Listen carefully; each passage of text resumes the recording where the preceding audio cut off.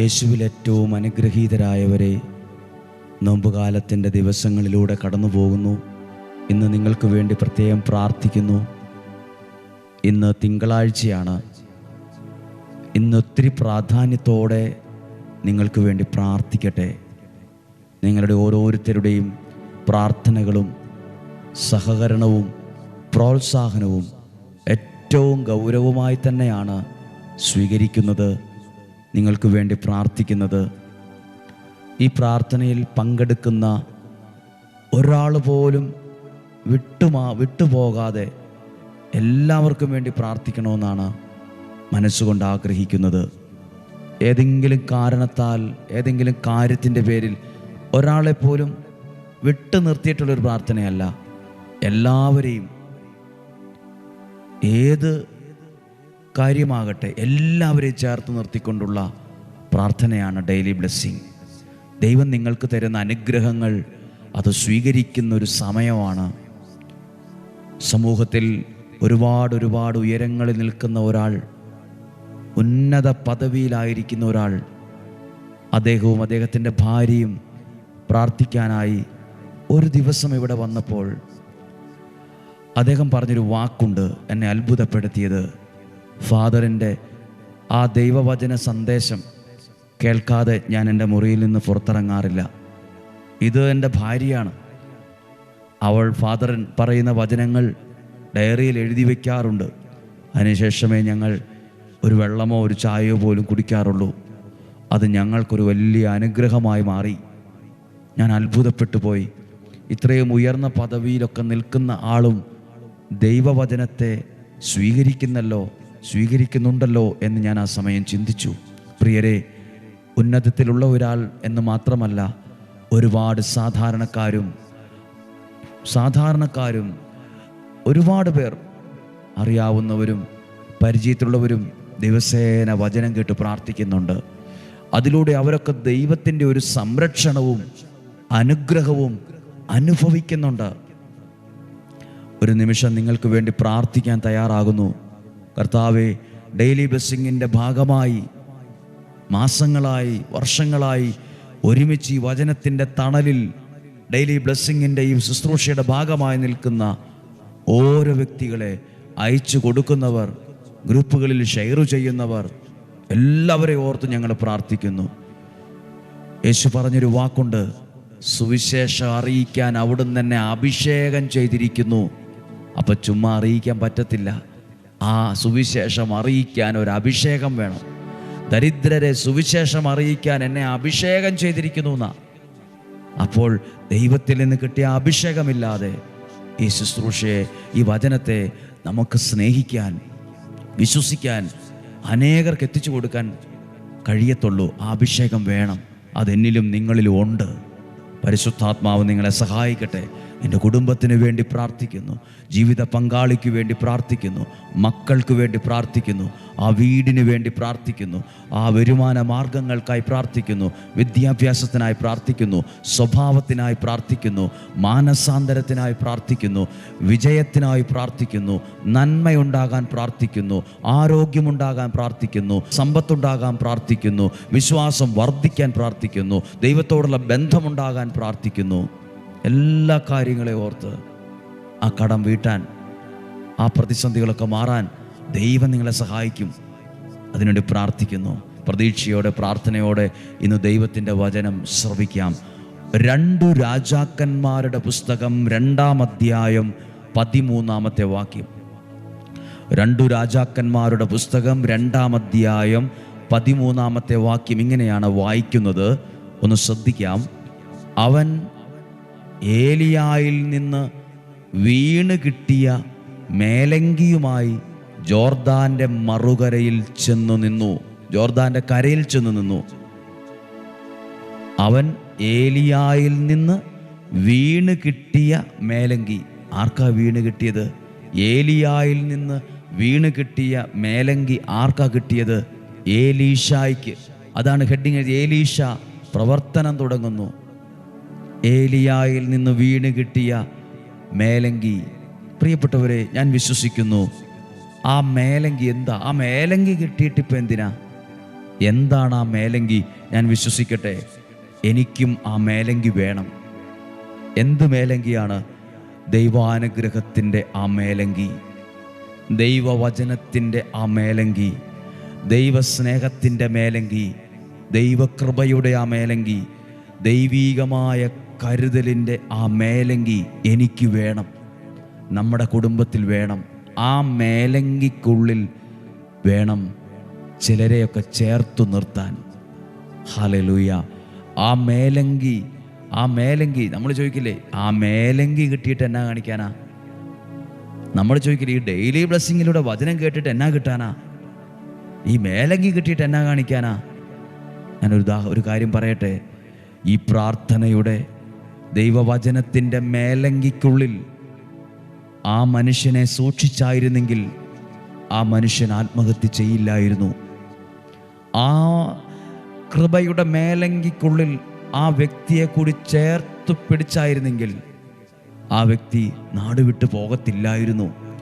ആ കൃപയുടെ, ആ ദൈവാനുഗ്രഹത്തിൻ്റെ, ആ വചനത്തിൻ്റെ മേലങ്കിക്കുള്ളിൽ ആ മകനെ ചേർത്ത് പിടിച്ചായിരുന്നെങ്കിൽ അവൻ വഴിതെറ്റി പോകത്തില്ലായിരുന്നു.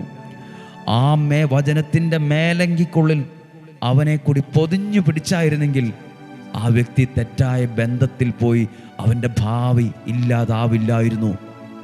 ഞാൻ വിശ്വസിക്കുന്ന കാര്യം പറയട്ടെ, ദൈവവചനത്തിലൂടെ ദൈവവചനത്തിൻ്റെ മേലങ്കിയാണ് നമുക്ക് കിട്ടിയിരിക്കുന്നത്. ദൈവവചനത്തിൻ്റെ മേലങ്കി. നമ്മൾ പറയില്ലേ, ഞാനത് 100 പേർക്ക് 200 പേർക്ക് 500 പേർക്ക് 1000 പേർക്ക് അയച്ചു കൊടുക്കുന്നുണ്ട്. ദൈവവചനത്തിൻ്റെ മേലങ്കിക്കുള്ളിൽ ചിലരെയൊക്കെ പൊതിഞ്ഞു കൊടുക്കാൻ നിയോഗമുള്ളത് കൊണ്ടാണ് അങ്ങനെ ചെയ്യുന്നത്. ഡെയിലി ബ്ലെസ്സിങ്ങിലൂടെ വചനം കേൾക്കുന്ന പ്രിയരെ, ദൈവവചനത്തിൻ്റെ മേലങ്കിയ ഇന്ന് നമ്മളെ ചുറ്റി നിൽക്കുന്നത്. ദൈവവചനത്തിൻ്റെ മേലങ്കിക്കകത്ത് നിൽക്കുന്ന ഒരാൾ ജീവിതത്തിൽ നശിച്ചു പോകത്തില്ല.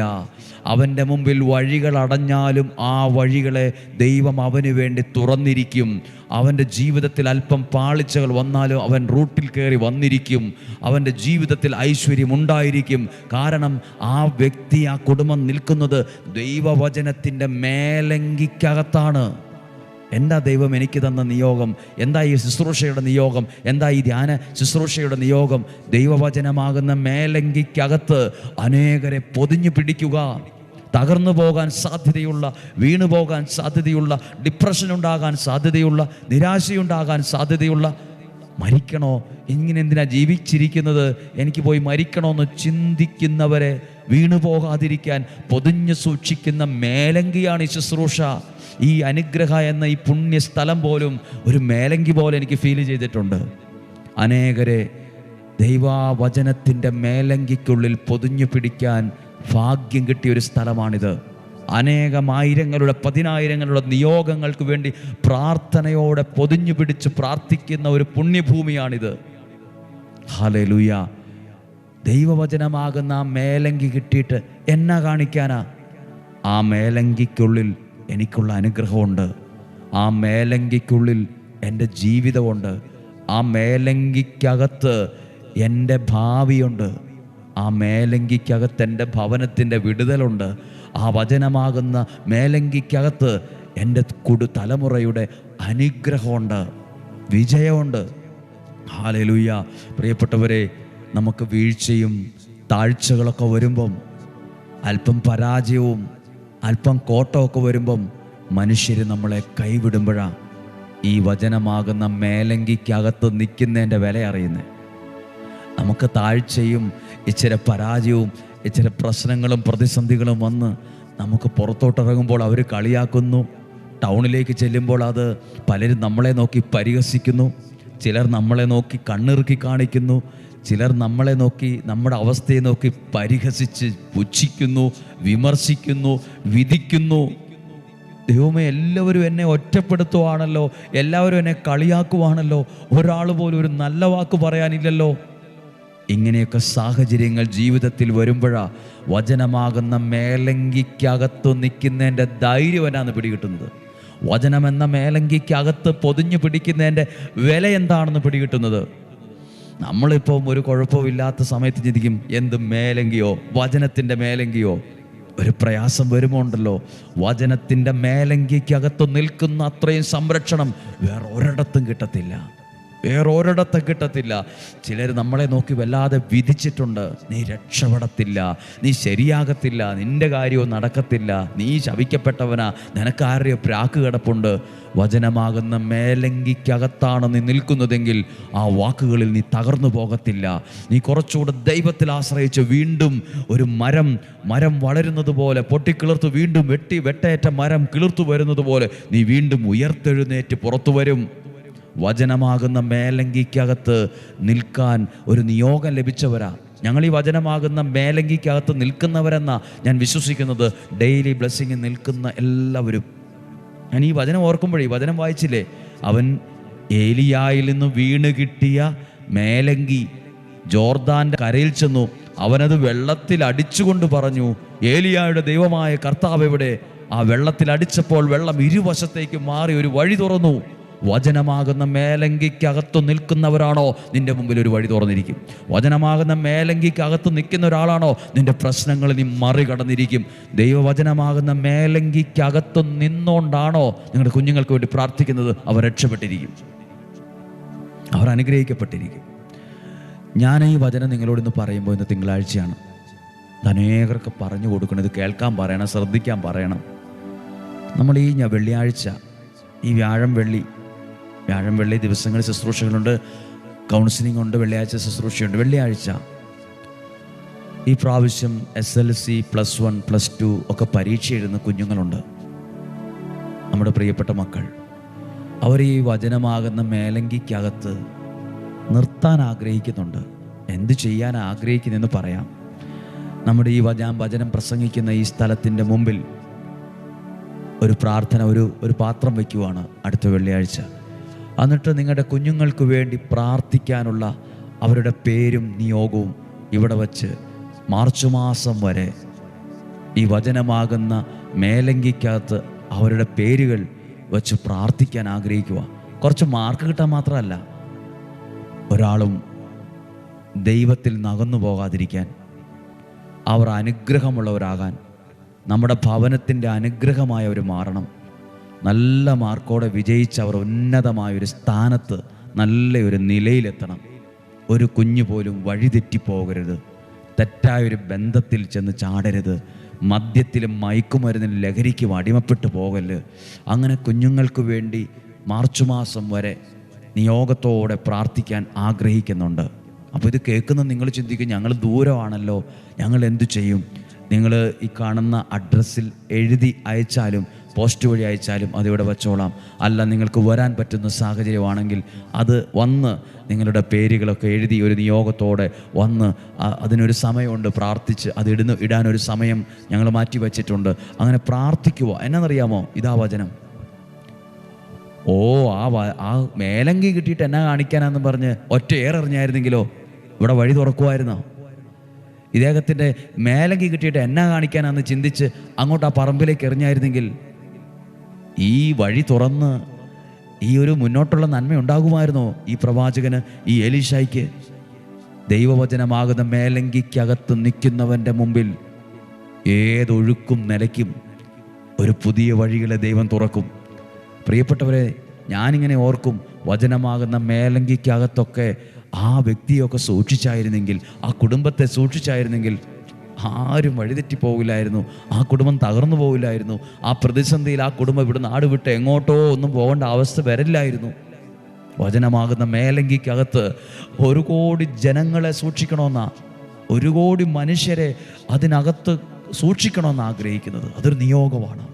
ഞാൻ പറഞ്ഞത് വ്യക്തമായിട്ട് മനസ്സിലാക്കുക. ഈ വെള്ളിയാഴ്ച നിയോഗ പ്രാർത്ഥന ദൈവവചന ധ്യാനമുണ്ട്. ബുക്ക് ചെയ്തിട്ട് വരിക. വ്യാഴാഴ്ച വെള്ളിയാഴ്ച ആർക്ക് വേണമെങ്കിലും വരാം. പരീക്ഷ നടക്കുന്ന സമയമാണെന്നൊക്കെ എനിക്കറിയാം. ക്രിസ്മസിൻ്റെ സമയമാണ്, തിരക്കുള്ള സമയമാണ്, എങ്ങനെ വരാൻ പറ്റുമെന്നൊക്കെ അറിയാം. സാഹചര്യം പോലെ ചെയ്താൽ മതി. ടെൻഷൻ ആവണ്ട. നിങ്ങൾ ഒന്നും ചെയ്തില്ലെങ്കിലും ഞങ്ങൾ നിങ്ങൾക്ക് വേണ്ടി പ്രാർത്ഥിക്കും. വന്നാലും വന്നില്ലെങ്കിലും ഞങ്ങൾ നിങ്ങൾക്ക് വേണ്ടി പ്രാർത്ഥിക്കുന്നുണ്ട്. വചനമാകുന്ന മേലങ്കിക്കകത്ത് ഒരുപാട് പേരെ സൂക്ഷിക്കാനുണ്ട്. നിങ്ങൾ വചനം അയച്ചു കൊടുക്കണം അനേകർക്ക്. അപ്പോൾ നിങ്ങളിലൂടെ വചനമാകുന്ന മേലങ്കിക്കകത്ത് ചിലരെയൊക്കെ ചേർത്ത് പിടിക്കുക. അവരൊന്നും തകർന്നു പോകില്ല, അവരൊന്നും വഴക്കുണ്ടാക്കി പിരിഞ്ഞു പോകില്ല, അവരൊന്നും നശിച്ചു പോകില്ല. കാരണം അവരൊക്കെ നിൽക്കുന്നത് വീണ് കിട്ടിയ ആ ദൈവവചനമാകുന്ന മേലങ്കിക്കകത്താണ്. നിങ്ങളുടെ വീടിരിക്കുന്നത്, മക്കളിരിക്കുന്നത്, ശുശ്രൂഷയിരിക്കുന്നത്, ഭാവിയിരിക്കുന്നത്, സമ്പത്തിരിക്കുന്നത്, ബന്ധങ്ങളിരിക്കുന്നത്. പിന്നെ എവിടെ തകരാനാണ്? പിന്നെ എവിടെ പരാജയപ്പെടുമെന്നാണ് പറയുന്നത്? നമുക്ക് പ്രാർത്ഥിക്കാം. കർത്താവേ, ഈ ദിവസം കേട്ട ആ അനുഗ്രഹമുള്ള വചനത്തിൽ നിന്നുകൊണ്ട് പ്രാർത്ഥിക്കുവാണ്. അതനേകർ കേൾക്കാൻ ഇടയാകട്ടെ. ഈ വചനം അനേകർ ഉൾക്കൊള്ളാൻ തയ്യാറാകട്ടെ. ആ വചനമാകുന്ന മേലങ്കി എനിക്ക് വേണം. ആ ദൈവസ്നേഹത്തിൻ്റെ മേലങ്കി എനിക്ക് വേണം. ആ കൃപയുടെ മേലങ്കി എനിക്ക് വേണം. വചനമാകുന്ന മേലങ്കി, ആ മേലങ്കിക്കകത്ത ഈ ആലയം ഉള്ളത്. അനേകരുടെ കണ്ണുനീർ തുടയ്ക്കാൻ ആ മേലങ്കി ഞങ്ങൾക്ക് കിട്ടിയിട്ടുണ്ട്. കർത്താവേ, ആ മേലങ്കിക്കകത്ത് ചിലരെ സൂക്ഷിക്കാൻ ഞങ്ങൾക്ക് വേണ്ടത് യേശുവിൻ്റെ സ്വഭാവമാണ്, യേശുവിൻ്റെ മനസ്സാണ്. അത് സ്വാർത്ഥതയോടെ പൊതച്ച് സൂക്ഷിക്കാനുള്ളതല്ല. അത് അനേകരെ ആ പുതപ്പിനടിയിൽ, ആ മേലങ്കിക്കുള്ളിൽ, ദൈവവചനമാകുന്ന മേലങ്കിക്കുള്ളിൽ, എൻ്റെ പ്രിയപ്പെട്ടവരെ, എൻ്റെ മക്കളെ, എൻ്റെ ജീവിതവുമായി ബന്ധപ്പെട്ട് നിൽക്കുന്ന ഓരോ കാര്യം പൊതിഞ്ഞു പിടിക്കാൻ ദൈവം ഒരുക്കുന്ന സമയമാണ്. ഹല്ലേലൂയ. സ്വർഗത്തിലെ ദൈവം നിങ്ങളെ സമർത്ഥമായിട്ട് അനുഗ്രഹിക്കട്ടെ. നമ്മുടെ കർത്താവ് ഈശോ മിശിഹായുടെ കൃപയും പിതാവായ ദൈവത്തിൻ്റെ സ്നേഹവും പരിശുദ്ധാത്മാവിൻ്റെ സഹവാസവും നിങ്ങളോടുകൂടെ ഉണ്ടായിരിക്കട്ടെ. വചനമാകുന്ന കൃപയുടെ അനുഗ്രഹത്തിൻ്റെ, ദൈവസ്നേഹത്തിൻ്റെ ദൈവീകമായ കരുതലിൻ്റെ മേലങ്കിക്കുള്ളിലാകും നിങ്ങളുള്ളത്. ആ മേലങ്കിക്കുള്ളിലാണ് ഇന്ന് നിങ്ങളുടെ കുടുംബം ഉള്ളത്. ഡെയിലി ബ്ലെസ്സിങ്ങിലൂടെ വചനം കേൾക്കുന്ന ഓരോ കുടുംബവും വചനമാകുന്ന മേലങ്കിക്കകത്ത് നിൽക്കുന്ന കുടുംബമാണ്. കർത്താവെ, ഈ ദിവസം ഒരു അനുഗ്രഹിച്ച് പ്രാർത്ഥിക്കുന്നു. ദീർഘായുസ്സും ആരോഗ്യവും സന്തോഷവും സമാധാനവും നിലനിൽക്കുന്ന ഐശ്വര്യവും ഇവർക്ക് കൊടുക്കണമേ. നന്മയും അനുഗ്രഹവും ഇവർക്ക് കൊടുക്കണമേ. ദീർഘായുസ്സും ആരോഗ്യവും കൊടുക്കണമേ. സന്തോഷം, സമാധാനമുണ്ടാകട്ടെ.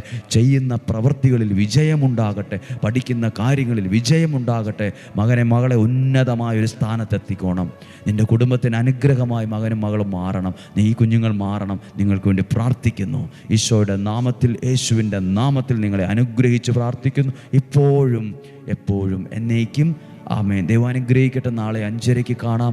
ഒരുമിച്ച് പ്രാർത്ഥിക്കണം. ഈ വചനം സാധ്യമായ എല്ലാവർക്കും കൊടുക്കണം. കാരണം ഇതൊരു അനുഗ്രഹമുള്ള, അറിയേണ്ട ഒരു കാര്യമാണ്. ദൈവം നിങ്ങളെ അനുഗ്രഹിക്കട്ടെ. നല്ലൊരു ദിവസം ഇന്ന് നിങ്ങൾക്ക് വേണ്ടി ആശംസിക്കുന്നു, പ്രാർത്ഥിക്കുന്നു. ആമേൻ.